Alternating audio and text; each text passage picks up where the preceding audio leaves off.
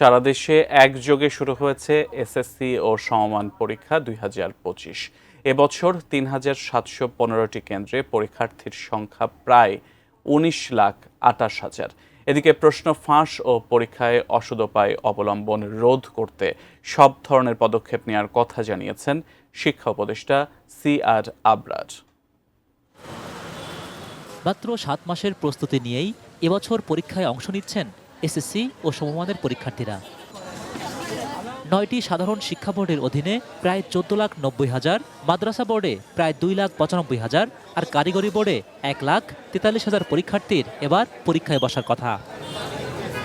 এবছর পরীক্ষা কার্যক্রম সুষ্ঠুভাবে পরিচালনা করতে শিক্ষা বোর্ডের পক্ষ থেকে ১৪টি নির্দেশনা দেওয়া হয়েছে, যা ইতিবাচকভাবে দেখছেন অভিভাবকরা।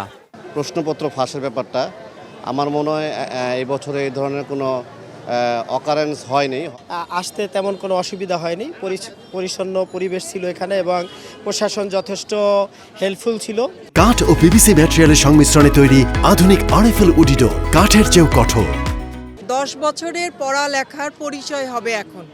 এটা হচ্ছে তার অ্যাসেসমেন্ট যে 10 বছর সে কি পড়ালেখা করলো, সেটা দিয়ে তো এই পরীক্ষাটা অবশ্যই ভালো দিক। বর্তমান শিক্ষা উপদেষ্টা অধ্যাপক CR আবরার দায়িত্ব নেওয়ার পর প্রথম কোনো বোর্ড পরীক্ষা এটি, আর তাই প্রশ্নফাঁস বন্ধ ও সামাজিক যোগাযোগ মাধ্যমে গুজব দমাতে নানা পদক্ষেপ তুলে ধরেন তিনি।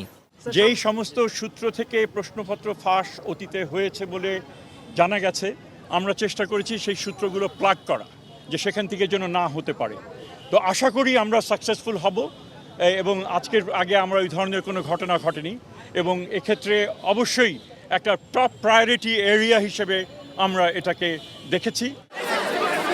প্রথম দিনে পরীক্ষা শেষে প্রশ্নের মান কিংবা পরীক্ষা কেন্দ্রের পরিবেশ নিয়ে সন্তুষ্টির কথা জানিয়েছেন শিক্ষার্থীরা। কোশ্চেন ইজি ছিল, সব সিলেবাসের মধ্যেই ছিল, বাহিরে তেমন কিছু ছিল। আলহামদুলিল্লাহ, প্রশ্ন অনেক ভালো ছিল, স্ট্যান্ডার্ড ছিল, অত কঠিন না, সবই অ্যান্সার করছি, জাস্ট তাড়াতাড়ি লিখতে হয়েছে, এটাতেই হচ্ছে। তাত্ত্বিক সকল পরীক্ষা শেষ হবে আগামী 13ই মে।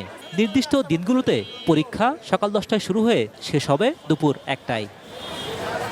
Zahid Hossain, ATN news, Dhaka.